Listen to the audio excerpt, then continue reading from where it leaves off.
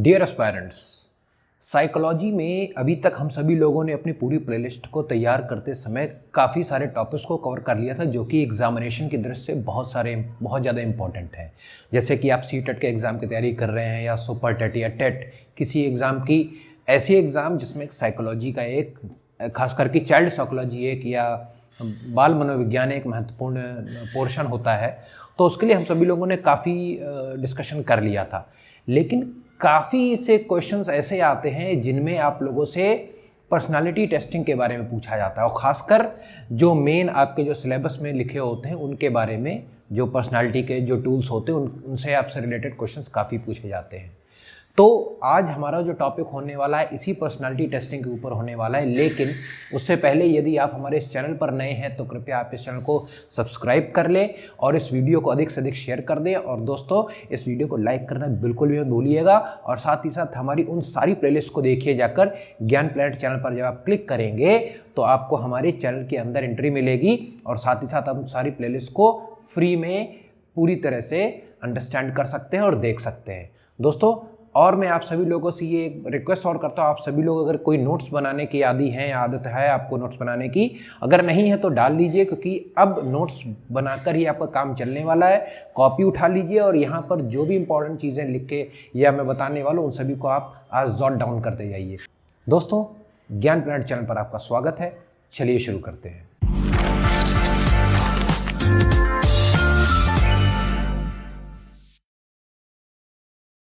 Dear aspirants, हम सभी लोगों ने कहीं ना कहीं पर्सनालिटी के बारे में कहीं ना कहीं जरूर पढ़ा होगा और खासकर अपने बीएड की बुक्स में या जिन लोगों ने टीचर्स की कोई भी ट्रेनिंग की होगी उन्होंने पर्सनालिटी या व्यक्तित्व के बारे में जरूर पढ़ रखा होगा। लेकिन केवल डेफिनेशन से काम नहीं चलता है। पर्सनालिटी को आप कई प्रकार से डिफाइन कर सकते हैं, लेकिन एग्जाम में क्वेश्चंस पर्सनालिटी पे बेस्ड इस प्रकार से आते हैं कि इस पर्सनालिटी को किस प्रकार से टेस्ट करा जाता है। तो आज का जो वीडियो है वो स्पेशल वीडियो है, उसमें मैं आपको बताने वाला हूं व्यक्तित्व मापन। मतलब मापन का मतलब होता है टेस्टिंग। आप किसी व्यक्ति को देखकर या किसी व्यक्ति से कुछ क्वेश्चंस पूछकर उसके व्यक्तित्व को किस प्रकार से मेजर कर सकते हैं, समझ सकते हैं। उस व्यक्ति को समझना ही व्यक्तित्व मापन कहलाता है। तो उसकी कई विधियां होती हैं, ठीक है। तो उनमें से एक जो बहुत ही इंपॉर्टेंट विधि है जो प्रक्षेपण विधि कहलाती है, और इस प्रक्षेपण विधियों के अंदर भी कई विधियां हैं, तो उनको मैं आज आपसे डिस्कशन करूंगा। लेकिन ये मैंने आपसे बताया कि व्यक्तित्व मापन की प्रक्षेपण विधियां, तो लेकिन प्रक्षेपण विधियां आप समझने वाले हैं, लेकिन क्या आपने प्रक्षेपण को समझा? प्रक्षेपण क्या होता है? दोस्तों, प्रक्षेपण का सीधा सा इंग्लिश में अगर मैं ट्रांसलेशन करूं तो प्रक्षेपण का अर्थात प्रोजेक्शन। प्रोजेक्शन का मतलब होता है प्रोजेक्ट करना, किसी चीज को किसी चीज के सामने निकालना, दिखाना। यहां पर आप किस चीज का प्रक्षेपण करेंगे? यहां पर आप प्रक्षेपण करेंगे आपके अंतर मन में जो भी दबी हुई भावनाएं हैं या कभी थी या कभी रही होंगी, उन सभी भावनाओं को एक कंडीशन या सिचुएशन लाने पर आप किस प्रकार से अपने दूसरों के सामने दिखाते हैं, शो करते हैं, प्रदर्शित करते हैं। प्रक्षेपण का मतलब निकालना या अंतर्मन से निकालकर फेंक देना। किसके सामने? जो भी व्यक्ति आपके पर्सनालिटी को भांपना चाह रहा है, नापना चाह रहा है या आपको समझना चाह रहा है। कौन समझना चाहता होता है? ये वो एक साइकाइट्रिस्ट होता है या कोई भी एक मनोचिकित्सक या मनोवैज्ञानिक जो आपको समझना चाहता है, वो इस चीज को टेस्ट करेगा।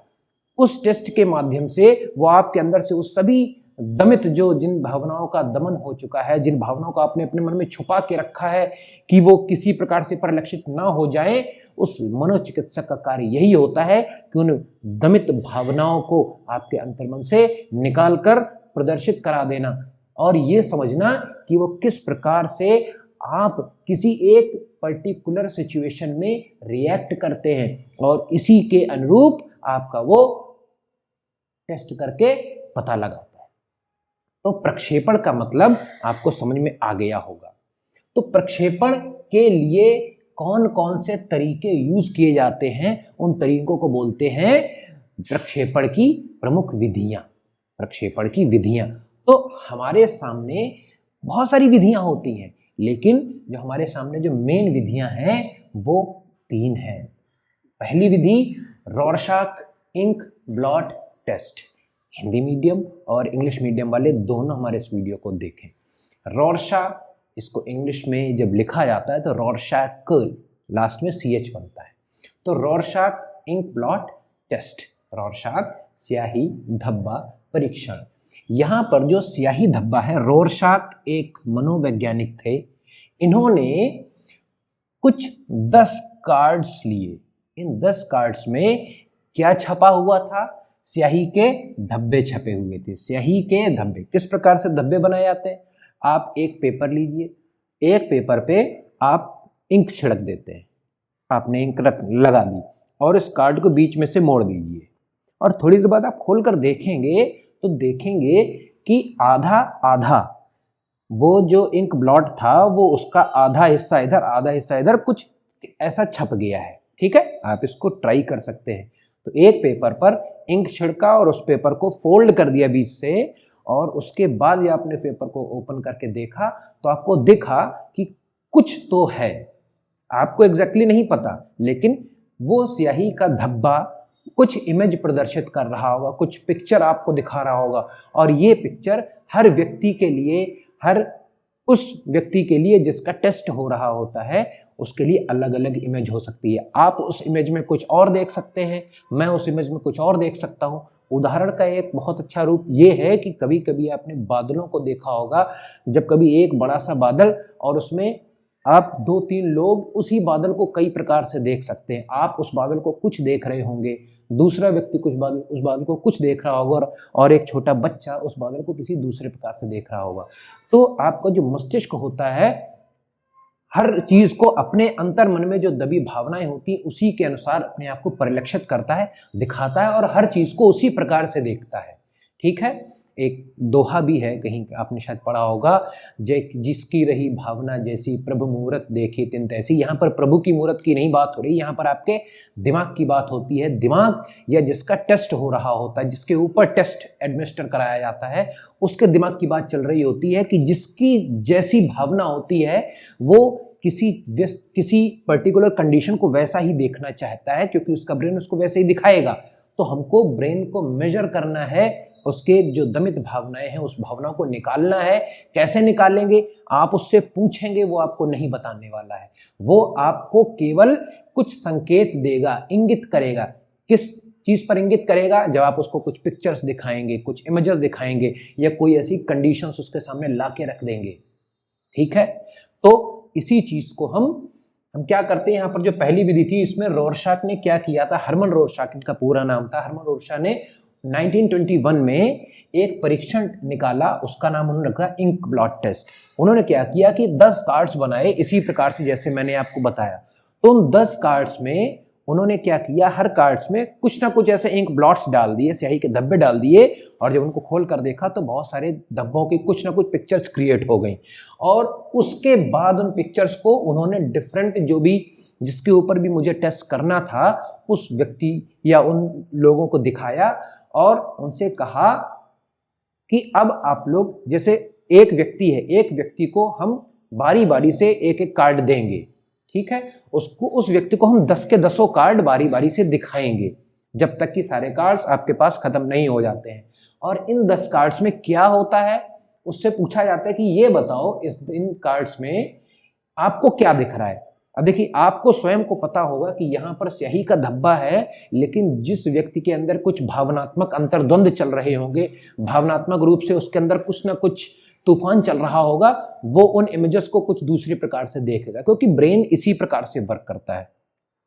वो पहले कार्ड को जो बताए आप उसको नोट डाउन करिए, दूसरे कार्ड को कुछ बताएगा कि उसमें मुझे ये दिख रहा है, आप उसको नोट डाउन करेंगे। इसी प्रकार से 10 के 10 कार्ड में कुछ ना कुछ बताएगा, उन सारी चीज़ों को आप नोट करिए और देखिए उन सारी चीज़ों में वो किस प्रकार से उसका जो है जीवन है या झुकाव है, कहाँ पर जा रहा है। क्या वो अंतर जो उसका मन है वो काफ़ी विचलित है या काफ़ी खुश है, या किस प्रकार से आप, अब ये एक अच्छे मनोचिकित्सक के ऊपर डिपेंड करता है कि वो उसके द्वारा बताए गए जो इमेजेस थी उसको आप कैसे व्याख्यान में व्याख्या लेते हैं उसकी, ठीक है। अब आपको उसके द्वारा बताई गई चीज़ों को पहचानना आना चाहिए और आपको उसके द्वारा बताई गई चीज़ों के जो एक्सप्लेनेशंस हैं वो आपको पता होने चाहिए कि यदि उसको दो जोकर दिख रहे हैं या उसको दो पक्षी दिख रहे हैं तो जो दो जोकर दिखने का अर्थ क्या हो सकता है, दो पक्षी दिखने का अर्थ क्या हो सकता है। तो ये यहाँ पर जो रोरशाक स्याही डिब्बा परीक्षण है ये एक बहुत ही ट्रेंड मनोचिकित्सक के द्वारा ही किया जा सकता है, अर्थात इसको करने को कोई मतलब नहीं, ये केवल एक फन टाइम का विषय बनकर ही रह जाएगा। दोस्तों यहाँ पर 1921 में हरमन रोरशाक ने 10 कार्ड्स को बनाया और उसमें वो कार्ड्स किसके थे, स्याही के धब्बे उस कार्ड्स पर पड़े हुए थे। तो इससे उन्होंने क्या करने की कोशिश की, उन्होंने व्यक्ति के व्यक्तित्व के अंदर जो भी भावनाएं दबी हुई थीं उनको बाहर प्रक्षेपण करने का प्रयास किया। प्रक्षेपण विधि के ही ये पहली विधि है, ठीक है। अगली विधि आती है प्रासंगिक अंतर्बोध परीक्षण। प्रासंगिक अर्थात थीमेटिक, अंतर्बोध अपने आप का ही अंतर्मन का बोध जान लेना, ठीक है ना, अप्रिशिएट कर लेना, अपने आप को ही पता चला लेना, उसको अंदर में क्या पता चल रहा है। परीक्षण टेस्ट, थीमेटिक एप्रिसिएशन टेस्ट, अर्थात इसको कभी टैट भी कहते हैं। पूरा पूरा कभी एग्जाम में नहीं आ भी सकता है और नहीं भी आ सकता है। अगर आपसे पूछा जाए टैट किसको द्वारा दिया गया तो मुरे एंड मॉर्गन के द्वारा दिया गया। टैट किस प्रकार की विधि है, टैट एक प्रक्षेपी विधि है या प्रक्षेपण विधि है। टैट से क्या नापते हैं, टैट से हम लोग व्यक्तित्व के मापन को या व्यक्तित्व को मापते हैं, ठीक है। बहुत क्वेश्चन आ चुका है, कई बार आता है और हर बार आता है। इसमें क्या किया, 1921 में हरमन रोरशाक ने 10 कार्ड्स लेकर आए थे, इसमें उन्होंने इंक ब्लॉट्स रखा। 1935 में मुरे एंड मॉर्गन ने अपने 30 कार्ड्स को निकाला। 30 कार्ड्स में उन्होंने क्या किया कि 30 कार्ड्स में कुछ इमेजेस थी, कुछ कंडीशंस थी। यहाँ पर इंक ब्लॉट था केवल, लेकिन यहाँ पर कुछ फोटोज थी, 2 आदमियों की या 2 औरतों की या कुछ होता हुआ दिखाया जा रहा होगा उस फोटो में। अगर आप अभी अपने घर के बाहर कभी किसी मैदान में जाओ, उस मैदान में फोटो आप एक खींच लें, तो जब आप वो फोटो किसी बच्चे को दिखाएं या किसी व्यक्ति को दिखाएं, जब आप उससे पूछेंगे भाई बताओ इसमें क्या हो रहा है, तो यदि उस मैदान में कोई खेल रहा होगा या कोई किसी को पकड़े होगा या कोई किसी को दबाए होगा, तो वो व्यक्ति आपको वही बताएगा जो उसको दिख रहा होगा, ठीक है। तो ये नॉर्मल सी फोटोज ही 30 फोटोज के कार्ड्स थे, ठीक है ना। हर फोटो हर एक कार्ड में बनी हुई थी। इस प्रकार से 30 कार्ड पर 30 फोटोज छपी हुई थी, जिसमें 10 जो कार्ड थे वो मेल के लिए थे, यानी कि ऐसे व्यक्ति जिनके ऊपर हमको परीक्षण करना है। अगर वो मेल है तो उसको हमको 10 कार्ड दिखाना है, यदि वो फीमेल है तो उसको हमें ये 10 कार्ड दिखाने हैं। फीमेल के लिए कार्ड स्पेशली थे और 10 कार्ड दोनों के लिए थे। अर्थात यदि कोई मेल है, यदि कोई पुरुष है, उसके ऊपर हमें प्रासंगिक अंतर्बोध परीक्षण करना है, टैट का परीक्षण करना है, तो उसको हम मेल का तो कार्ड देंगे ही देंगे, साथ में ये बोथ यानी कि दोनों के लिए जो कार्ड बना हो तो वो भी कार्ड देंगे। अर्थात उस पुरुष के लिए हम 20 कार्ड रखेंगे। इसी प्रकार से यदि टेस्ट लेने वाली महिला या जिसके ऊपर टेस्ट होना है यदि वो महिला है तो महिला को हम महिलाओं वाला कार्ड देंगे और साथ में ये जो 10 हैं कार्ड जो दोनों के लिए होते हैं वो भी देंगे, तो इसको भी हम 20 कार्ड देंगे। अर्थात चाहे महिला हो या पुरुष हो उसके लिए कम से कम 20 कार्ड्स या 20 कार्ड्स का प्रावधान है। आप उसको उसी के जो महिला या पुरुष है उसके वाले आप 10 कार्ड दिखाएंगे और 10 कार्ड वो जो दोनों के लिए हैं वो दिखाएंगे, तो टोटल 20 कार्ड्स को एक समय में एडमिनिस्टर किया जाता है, ठीक है। तो यहां पर उसको जब बारी बारी से एक एक कार्ड करके दिखाया जाता है और फिर उससे कहा जाता है कि इस कार्ड में आपको जो दिख रहा हो वो आप उसको कॉपी पर लिखिए, उसकी एक कहानी बताइए, उसमें आपको जो दिख रहा है उसको एक थीम उसको आप बताइए। अब देखिए इसको थीमेटिक क्यों कहते हैं, एक कार्ड दिया, उस कार्ड में कुछ बना हुआ, कुछ किसी व्यक्ति की या कोई व्यक्ति किसी दूसरे व्यक्ति से कुछ बात कर रहा होगा, ऐसी फोटो बनी हुई है, तो एक ये थीम है। थीम किस थीम पर ये बेस्ड है ये उसको बताना होगा, लिखना होगा जिस पर आप टेस्ट कर रहे हैं। तो इस चीज से उसने एक कार्ड पर पूरी थीम लिख ली है, किस बारे में बात चल रही है, फिर दूसरा कार्ड उसको दिखाया गया, उसने उस थीम के बारे में भी लिख लिया क्या हो रहा होगा इस फोटो में। तीसरे में यदि कोई किसी के बीच में लड़ाई चल रही है, फोटो में कोई ऐसे नजरें टेढ़ी करके दिखा रहा है या कुछ भी, जो भी उसको समझ में आता है वो उस कार्ड के बारे में लिखेगा। तो इस प्रकार से 20 कार्ड्स ही वो पूरे लिख डालेगा, अर्थात 20 कार्ड की जितनी कहानियां सब उसको लिखाई जाएंगी। और उसके बाद ही जो आपका मनोचिकित्सक है या जो मनोविज्ञानी है वो पहचानने की कोशिश करेगा कि एक्चुअली उसके अंतर मन में क्या छिपा हुआ था और उसने अधिकतर कार्ड्स में किस चीज के बारे में अपनी भावनाएं व्यक्त की है। ठीक है, तो इस प्रकार से जो प्रासंगिक अंतर्बोध परीक्षण था, अर्थात जो टेस्ट कौन सा टैट का जो टेस्ट था, उसमें क्या जानने की कोशिश की गई, व्यक्ति के अंतर मन की भावनाओं को बाहर निकालने की कोशिश की गई। किसके माध्यम से, कार्ड्स दिखाकर। किस पर उसने बाहर निकाला, अपने नोट्स कॉपी पर उसने बाहर निकाल लिया। ठीक है, अपनी भावनाओं को बाहर किस पर लिखा, नोट्स पर लिखा, तो प्रक्षेपण किया, बाहर निकाला। ठीक है, इससे हमको उसके अंतर मन के जो भावनाएं पता चली। तो अंतर मन की भावनाएं या उसको हम पूरा मापन करें, एक व्यक्ति का मापन हमको पता चल गया कि उसके अंतर मन में क्या छिपा हुआ है। उसी प्रकार से एक और तरह का परीक्षण आता है, ये भी एक प्रासंगिक अंतर्बोध परीक्षण ही है, लेकिन ये प्रासंगिक अंतर्बोध परीक्षण बालक बालिकाओं के लिए है, बच्चों के लिए है। इसीलिए इसको चिल्ड्रन थीमेटिक एप्रिसिएशन टेस्ट कहते हैं। यह थीमेटिक आप हटा दीजिए तो आप कह देंगे चिल्ड्रन एप्रिसिएशन टेस्ट। ये जिस प्रकार से ये इसमें भी थीम्स बताई जाती हैं, इसमें कुछ ड्रामेटिक सीन्स आपको बताए जाते हैं, फोटोज में दिखाए जाते हैं। यहां पर क्या दिखाया जाता है, यहां पर आपको जानवरों के कार्ड्स दिखाए जाते हैं। किसको, 3 से 11 वर्ष के बच्चों को ही दिखाए जाते हैं। ठीक है, और इसको 1935 यहां पर थीमेटिक एप्रिसिएशन टेस्ट अर्थात टैट आया था, लेकिन 1948 में लियोपोल्ड बेलाक। ध्यान देने वाली बात यह है, कहीं पर आपको यहां पर 1948 दिखाई पड़ेगा, कहीं कहीं पर 1949। ठीक है, लेकिन 1949 में ये प्रकाशित हुआ था, अर्थात 1948 में ये बन चुका था, इसका प्रकाशन 1949 में होता, तो आपका जो करेक्ट ऑप्शन होगा 1948 होगा जाकर, लियोपोल्ड बेलाक के द्वारा। तो इन्होंने बच्चों के ऊपर यही वाला प्रासंगिक अंतर्बोध परीक्षण किया था। क्या किया, जिस प्रकार से प्रासंगिक अंतर्बोध परीक्षण में कार्ड दिखाकर, उस कार्ड्स में कुछ फोटोज होती थी, डिफरेंट फोटोज होती थी, वो दिखाई जाती थी व्यक्तियों को। यहाँ पर उन्हीं कार्ड्स, दूसरे प्रकार के कार्ड्स को, जिसमें जानवरों के 10 कार्ड्स होते थे, वो केवल बच्चों को दिखाए जाएंगे। तो टैट और सेट में केवल इतना अंतर है, टैट जो होता है वयस्कों पर होता है और जो सेट होता है चिल्ड्रन पर होता है। नाम से ध्यान रखिएगा, कभी कभी आप लोग अकेला सेट के नाम से आता है, आप इसको कैट नहीं पढ़ेंगे, आप इसको CAT सेट पढ़ेंगे। तो चिल्ड्रन एप्रिसिएशन टेस्ट, तो ये बच्चों के लिए होता है। ठीक है, बच्चों की पर्सनालिटी, उनके अंतर मन में कौन से द्वंद्व चल रहे हैं, उस चीज को बाहर निकालना ही या उस चीज का प्रक्षेपण करना ही सेट के अंतर्गत आता है। क्या किया, 10 जानवरों के कार्ड दिखाए, एक कार्ड में 2 जानवर लड़ रहे हैं एग्जाम्पल के तौर पर, दूसरे कार्ड में एक पिग है और एक हॉर्स दौड़ रहा है और एक पिग जो है उसका पीछा कर रहा है। एक ऐसा हो सकता है। एक जो होगा उसमें क्या हो रहा है कि एक बार्न है, बाड़ा है, उस बाड़े में कुछ जानवर खड़े हुए हैं लेकिन एक जानवर बाहर खड़ा हुआ है। तो अब आप इन फोटो के माध्यम से क्या समझेंगे, आपको नहीं समझना, किसको समझना है, 3 से 11 वर्ष के बच्चों को समझना है। तो हमको ये टेस्ट किसके ऊपर एडमिनिस्टर करना है, हमको ये टेस्ट 3 से 11 वर्ष के बच्चों पर एडमिनिस्टर करना है। अब हमने क्वेश्चन आता ना कि जानवरों के ऊपर ही कार्ड ये क्यों लगाए गए, हम इनको यही वाले 30 कार्ड्स बच्चों को क्यों नहीं दिखा रहे।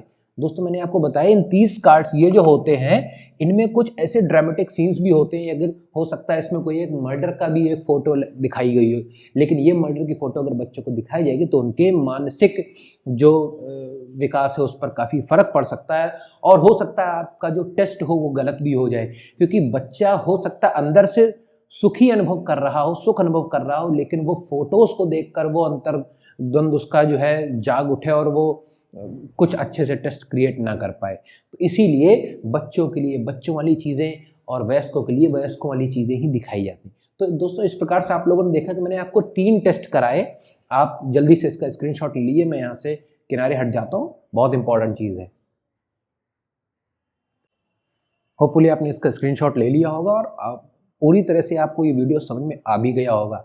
अब आपका कोई भी वीडियो, मुझे नहीं लगता, अब आपको कोई भी जो क्वेश्चन रिलेटेड आता है, जो व्यक्तित्व मापन की जो प्रक्षेपण विधियां होती है, अर्थात जो प्रोजेक्टिव मेथड होते हैं, प्रोजेक्शन मेथड होते हैं ऑफ द पर्सनालिटी टेस्टिंग, कभी भी आप इसको गलत नहीं करेंगे। और यदि आपको ये वीडियो पसंद आया हो तो आप इसको अभी लाइक कर दें, और सब्सक्राइब करने में आपका केवल 1 सेकंड जाता है। आप उसको सब्सक्राइब जो रेड बटन है उस पर क्लिक कर दीजिए, पड़ोस में बेल आइकन है आप उसको भी क्लिक कर दिए, सो दैट आपको नए नोटिफिकेशन आपके मोबाइल स्क्रीन पर तुरंत मिल जाए। तो दोस्तों आपका बहुत बहुत धन्यवाद हमारे ज्ञान प्लैनेट चैनल के साथ बने रहने के लिए। अगले वीडियो में मैं आपसे फिर मिलता हूँ, तब तक के लिए नमस्कार, आपका दिन